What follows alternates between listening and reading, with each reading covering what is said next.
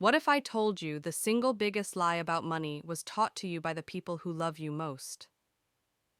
What if the path to financial freedom isn't about earning more, but about thinking differently? This is the book I wish I had read when I was 14 years old. It's the moment Robert Kiyosaki realized his two fathers, his well-educated, financially struggling poor dad, and his high school dropout, successful rich dad, were teaching him two fundamentally different realities about money. Today, we're diving deep. I'm breaking down the 7 core lessons from Rich Dad, Poor Dad that will shatter your conventional understanding of wealth. If you're ready to escape the rat race, smash that like button, subscribe, and let's get into the lessons. Lesson 1: The rich don't work for money. It all starts when 9-year-old Robert and his friend Mike were denied an invitation to a classmate's beach house. Why? They were the poor kids. When Robert asked his brilliant, highly educated father, his poor dad, how to get rich, the classic advice came back: "You have to learn how to make more money." But Robert realized this was a dead-end answer. His poor dad made a good living as a teacher, but always struggled financially. Instead, poor dad suggested they talk to Mike's dad, the rich dad. Now, rich dad hadn't even finished 8th grade, and he wasn't technically rich yet, but he was running multiple successful businesses. Rich dad agreed to teach them, but only under one condition: they had to work for him. Not in a classroom, but in the real world. Their first job, working for 10 cents an hour, cleaning dust off canned goods for 3 hours every Saturday, a grand total of 30 cents. After 3 mind-numbing weeks, Robert was ready to quit. He felt like a slave, and that's exactly what Rich Dad was waiting for. When a frustrated Robert finally confronted him, Rich Dad dropped the first truth. Life is the best teacher, and it pushes us around. Most people let that push, the fear of not having enough money, drive them right back to their job, their boss, or their spouse. They fight the wrong thing. But a very few, welcome it as an opportunity to learn. Rich Dad revealed he had over 150 employees, but not one had ever asked to be taught about money. They only ever asked for a paycheck. He stopped paying Robert and Mike entirely. Robert was now working for free. His poor dad told him to demand a raise or quit, but Rich Dad said, "Waiting for a raise is not the solution. The solution is to make money work for you." Rich Dad tested them, offering them raises up to $5 an hour. Robert's heart was exploding, his brain screaming, "Take the deal." But his mouth stayed shut. Why? Because they realized that fear and greed control most people. Fear of not having money makes you work hard for a paycheck. Greed makes you spend that money on consumer goods, needing more money, and forcing you to work even harder. This is the rat race. The way out? Tell the truth to yourself and learn to think, not react, to your emotions. The final payoff: Robert and Mike, using their brains, started a comic book library. Kids paid 10 cents for admission to read multiple books. They hired Mike's sister for $1 a week. They learned to generate passive income, an average of $9.50 per week, without being physically present. The lesson: the rich don't work for money. They make money work for them. Lesson 2: the only thing you need to know. Lesson number 2 is the core of financial literacy, but almost no one actually teaches it. If you want to be rich, you need to understand the difference between an asset and a liability. Robert Kiyosaki's definition is the simplest you'll ever hear. An asset is something that puts money in your pocket. A liability is something that takes money out of your pocket. Look at the cash flow diagram of an asset. Income flows into your pocket. Look at the liability diagram. Money flows out of your pocket. This is where the financial education system fails most people.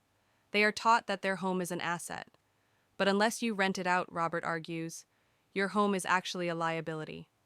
It takes money out of your pocket through taxes, insurance, maintenance, and mortgage interest. The goal is to acquire income-producing assets and keep liabilities and expenses low. Financial freedom is achieved when your assets generate enough cash flow to cover your total monthly expenses. As Robert puts it, wealth is the measure of how many days you can survive if you stopped working today. Lesson 3: Mind your own business. Here's a mind-bending question Ray Kroc, the founder of McDonald's, used to ask. What business am I in? The students would laugh and say, hamburgers. Kroc would correct them. I'm in the real estate business. He knew the true asset wasn't the food, but the land, the valuable intersections and street corners. Today, McDonald's is the largest single owner of real estate in the world. This leads to the crucial lesson: don't confuse your profession with your business. You might be a brilliant banker, your profession, but if you don't own the bank, your business needs to be building your asset column. While keeping your day job, you must start acquiring real assets, not liabilities. Here is what counts as a real asset in Robert's world: businesses that do not require your presence. Stocks and bonds, income-generating real estate, royalties from intellectual property. The core takeaway: use your paycheck from your profession to fund the growth of your business, which is your asset column. Only when the cash flow from your assets is strong enough should you use it to buy luxuries. The asset column buys the luxury, not your paycheck. Lesson 4: The power of corporations. We are told the rich need to pay their fair share, right? But Rich Dad argued that attempts to punish the rich through taxes always end up punishing the poor and middle class instead. Here's a quick history lesson. The income tax in both England, 1874, and America, 1913, was initially sold as a tax only on the wealthy. But as the government's appetite for money grew, the tax net inevitably trickled down to the middle class. But the rich don't play by the same rules. The rich use a simple, powerful legal entity, the corporation. Most employees operate like this: income arrow, taxes arrow, expenses. The rich operate like this: income arrow, expenses arrow, taxes. A corporation allows you to legally pay your business expenses before paying your income tax, which dramatically lowers the amount you owe. Understanding the corporate structure gives the rich a massive advantage. This is why many wealthy individuals pay a surprisingly low percentage of their income as taxes. They use the legal system, which was intended to punish them, as a tool for financial protection. Lesson 5: The rich invest money, they invent money. The most powerful asset you possess is your mind. If you train it right, you start to see money where others only see problems. Robert calls this inventing money. Here's a famous Kiyosaki story from the early 1990s in Arizona. While everyone was terrified of the housing crash, Robert saw opportunity. He found a house worth $75,000 selling for only $20,000. He didn't even have the down payment. He borrowed the $2,000 down payment from a friend for a $200 fee. Then, while the purchase was processing, he immediately ran an ad selling the same house for $60,000 with no down payment required. As soon as the deal closed, he sold it instantly, creating $40,000 profit in just 5 hours of total work. He didn't work for that money, he invented it. The world is always handing you opportunities, but your financial intelligence determines if you can actually see them. Land was wealth 300 years ago. Factories were wealth a century ago. Today, wealth is information, and it's moving faster than ever. Your ability to learn, adapt, and spot opportunities is your greatest source of wealth. Lesson 6: Work to learn, don't work for money. Robert tells the story of interviewing a brilliant journalist in Singapore. She was a great writer with a master's degree, but she couldn't sell her novels. Robert suggested a course in sales training. She was offended, saying she would never step so low. Robert's response: I am a best-selling author, not a best-writing author. The journalist was just one skill away from greatness. Most people only have one skill when it comes to money: working hard. They choose a job based on pay and security in the short term. The rich choose a job based on the skills they will learn in the long term. Poor Dad wanted specialization, a hyper-focus on one career. Rich Dad wanted generalization, learning a little about a lot. The 3 core management skills for success are management of cash flow, management of systems, management of people. And the 2 most important specialized skills you must master: sales and marketing. Don't work for money, work to acquire these skills. Lesson 7: Overcoming Obstacles. Even with all this knowledge, 4 internal obstacles keep smart, financially literate people poor: fear, cynicism, laziness, and bad habits. 1. Overcoming fear. The only people who haven't lost money investing are those who haven't invested.